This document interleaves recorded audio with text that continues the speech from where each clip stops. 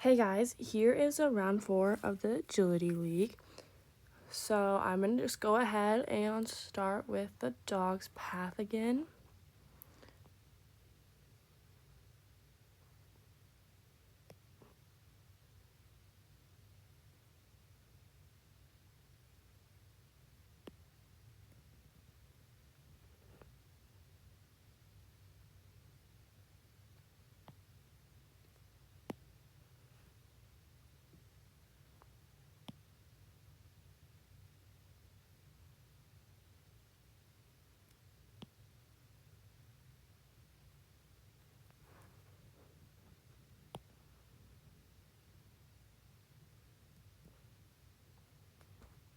Okay, so we kind of have where the dogs are most likely going to take their lines.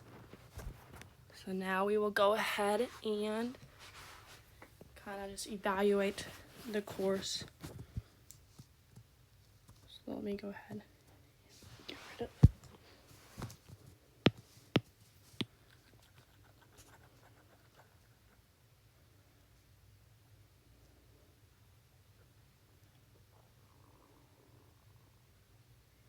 Okay, so first jump. Like I've said in the past, just, you can either slice it or you can approach it. It kind of depends on your dog and how you need to go, because since it's rounded. Important things to look at is the weaser right here. Teeter is in that view too. So that's those two things to think about. Especially, you don't want to give so much forward motion. Like, you want to give enough, but you don't want to be running into this space, because you're just blocking them from wanting to turn and really pushing the weaves or even the teeter. So I would honestly say you're kind of going to start with your dog and be like back here, so you can just step and have them take that first jump and show them the first jump, and then you can rotate as they are jumping over one or whatever. So then we will come through here, send them into the tunnel, all nice and good, come up here. And an important thing to think about is right out of 3, they're gonna lock onto this tunnel right there, especially with our forward motion going this direction. You're pushing them right there. So you don't want to get too far ahead, because you're probably just gonna be sending them into the tunnel. So you can send them into the 3 and kind of get up here. And when you're here, I would really support 4, and then, like I like to say, is connect with them right here. And you can even bring up your outside arm to really kind of hold them there. And then once you get them past that tunnel, you don't really need to step too much. Their path is really going to be bringing them to the backside here as they go over 4. The biggest thing is, though, is you don't want to be going this direction at all and just assuming they're going to hit the backside, because depending on how wide they come out here, they could take this and then kind of come through here. I'm assuming they won't go too wide, but you never know. Or even if you just start kind of going in this direction even more, they could easily just want to come into you, because some dogs prefer extending and some dogs prefer to be on a little bit more handler focused and come on wherever the handler is. So it's a nice little backside there. You just want to make sure that you connect through here, and then you can send them very simply to there. So then after that, 2 options, or I guess a few different options, is depending on your dog, you come in here and you can do a front cross or blind. Or the other thing you could do as well is you could stay on this side and then rear cross 6 to go to the teeter. The biggest thing to think about is, if you're going to rear cross, you need to decel your motion. I mean, even if you're doing a front cross or a blind cross on this side, you need to make sure you're decelling so they understand it's a wrap at 6, and they're not going to go off to this jump right here. Because otherwise, if you're extending, I mean, you could even send them in the tunnel, honestly, and they could go right into there.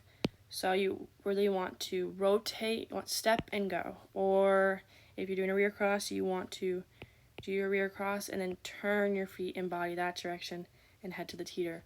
You really don't want to cue either this or even cue a far rear cross going to this jump right here. So if you're going to do, for the front cross and blind cross, the front cross, you can really just kind of step, almost like a push, and then rotate and get out of their way. Otherwise, you can, kind of step out. So you can step here and show that backside and then go get your blind in early and then decel to get to number 6. If that makes sense. I can kind of show you what I mean once we get to the course. But yeah, you can either do your front cross and blind cross and then decel here, and then step into 6 and go this way so they don't come with you. Otherwise, for your rear cross, you can support this really well. Come in here, slow down, show that you want them to turn this way, and then move your body and feet towards the teeter and really almost kind of towards the weaves, and then slowly progress to the teeter, just so that they don't want to go over this jump right here. Biggest thing is to decel before they want to take off. So you really are decelling here. Also kind of depends on how much space will be there. And if your dog kind of flanks out and extends and really basically flanks out, or if your dog stays closer to you. And then, so we'll send them into the tunnel at number 8 here. And then we'll come out here. And this is once again a really nice backside just because they're kind of in that extension to the backside. Once again, the biggest thing is you don't want to be putting, whatever side you're going to be on, you don't want to be putting too much pressure and then sending them on the side. The nice thing is the wall is there. So the wall gives pressure towards the dogs too, so they're probably not even going to most likely want to take this side of it just because the wall is going to be there, and they're probably more likely to come this way or even, come to the tunnel or to the A-frame. So for us, there's a few different things you can do. Depending on the angle of this jump right here and the angle of this jump, we can either front cross or blind cross here and then push them and go. The other thing you could do is come around here, do a front cross or blind cross, and then push them and go. For your front crosses or blind crosses, I would most likely say a blind cross would be better in both these instances,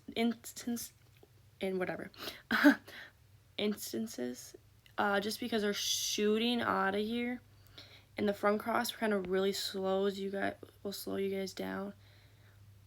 With a blind cross, once you send them in the tunnel, really start bringing up that left arm, and kind of get them on the correct side, and then support that and show them that jump. So you just want to make sure you connect with them early out of the tunnel. The the blind cross will get you rotated faster as they come shooting onto that tunnel. Otherwise, if you want, you can always, as they're coming through here, you guys can stay on this side. Once again, really kind of wait till they're past the plane of the jump. But you don't want to wait too far to get the tunnel. But you can wait a little bit. There's some decent space there. And then turn them over number 10, and then up we go. So both are probably pretty good options. A lot of you guys were doing the rear crosses in these little flip rear cross things last week, and they looked really good. And I think this is even easier than the ones we've been doing, just because this is way out here where the dogs really land nicely and come through here, where the other one was kind of more in the dog's face where they could choose more. They had a better choice of 2 different choices of what side they could take. So I think the rear cross would be a good option if you guys did that last week. Otherwise, a blind or front is perfect as well. So now we're going to go to 11 and 12. Once again, a full extension going over here. Don't slow your body down too much. And then they'll take this pretty nicely. So for us, so here we have that little flip again thing where, okay, that didn't work out very well. But anyways, we have that little flip. So you can either kind of stay on this side ourselves. You don't want to put too much pressure because one, there's a bar you can knock down with them coming into you because we're kind of getting it into the dog's path here. And you also don't want to send them over to number 15. But this is a nice thing to stay on, especially if your dog's like tunnels, because as they come through here, they're going to see that 16 tunnel and you're going to be really blocking it. As long as you make sure you really connect and see those eyes and really make that eye contact, because otherwise they may cross for sure behind you or even in front of you as well. So you can stay here and then kind of flip them around. Otherwise, the other thing we could do as well is as they come over 12, 13, 14, you can get your front cross or blind cross in. Remember, there's a tunnel here. So make sure you rotate early, no matter which one you do, to get them there. And then as they come over 13, 14, don't be stepping in. Always you're going to send them into that tunnel. But once again, connect, eye contact, push them to the back, and then you can head over there. Another thing you could do as well is, depending on how much your dog is in extension, you can step here, support 13, get going and do your front cross or blind cross here. The only thing about doing your front cross or blind cross there is that when you do it, if you do it here and you are in their way, they are going to go around you and boom, that tunnel, and you're not going to be able to connect and make that eye contact in time. Unless you really hold tight onto them. Other thing is you want to just make sure you're real out of their path, so that way they have a good approach to 15 and they can start to see it. Because if you're also blocking it, then the only thing they're going to think is, once again, to go to the tunnel. So, but either work, you just want to make sure that you're early and get out of their way and get to the right side of that jump in time. So, yeah. Okay, next we'll go on to 17, 18, 19, which is also looks pretty good. Once again, they're going to be, they'll especially be an extension. Because from the A-frame, you guys have a lot of stopped contact, so they're slowing down, obviously, and then they're going to get going again. But also, there's kind of a wall here, so that will kind of slow them down and tells them to turn a little bit. Where the nice thing about coming out of the tunnel is they're in full motion, and they really get to this backside nicely. The biggest thing for us is just making sure we stay with them. You can really stay and support that because you don't have anywhere to go. Slicing it is nice because it gives them a nice line to the weed pole, so this is really nice. And you can just really stay with them into there and support it. Biggest thing I'd say is drive to that first pole. You can even shape it a little bit more if you want to. You can slow them down if you need to, because there's quite a lot of space there. It's a pretty nice line, especially if you can get them to slice it, because if they come out here and round out, they might come this way, and then you kind of might have to like push them back out there, which is totally fine. Another big thing too is the tunnel. As we move our body this direction towards the weaves, our feet and everything's gonna be really pointing in that direction, so we want to make sure we invite them back in and don't push them off to this tunnel, or even kind of push them around the jump and where we don't even take 18. So that's just something to be aware of. So once you get 17, you want to kind of push out to 18, just to be sure, or if you trust your dog, either depending on your dog. But then make sure you kind of open your shoulder if you need to, invite them back in, so that way they take 18. Because if you're blocking it or you're showing this direction, they could easily just bypass 18 and not even take it.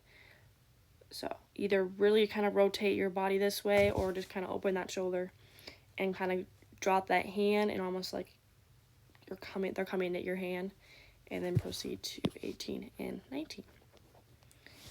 So then after they get out of the weaves, this is real nice. Come through here, send out to 20, 21, 22. So the dog can go that direction. Otherwise, if you need to, the dog could come through here as well, like that. The first direction, the dog just stays in motion a little bit more. It might, depending on what you want to do for your handling, it might be better. But also 21, you know, really going to the right. One thing it does do is that when you're coming through here, going this direction towards the right blocks the option of the dogs wanting to take this jump, as you can see, because if they come through here, they easily could take that right there. So that's just one thing to be aware of. So from a handler's perspective, we can either stay here and then keep them on our left, and then do a little front cross, have them on our right now, and then we go into the tunnel. Another thing we could do is as they go over 20, we can come in here, do a front cross or a blind cross, and then send them over there. Another option we could do as well, which might be, depending on the spacing and stuff like that, I don't know if I like it as much, but it still could work, especially if your dog reads those well, is that once we send out to 21, or 20, sorry, and go to 21. So we send, and then we go, and you can stay on this side, so they'll be on your left. Or once again, invite them in right here.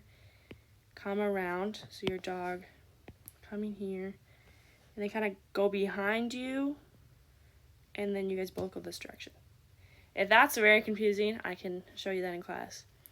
But the biggest thing is, once again, is to be out of your dog's way as they come over this jump, so that way they really come this way, because if you're in your dog's way here, they're going to make a bigger one, and you're kind of opening that up, where if you get over here, they can really be tight around this wing, and you guys can head off to the tunnel together. Another thing you could do as well is come out here, support 20, rear cross 21,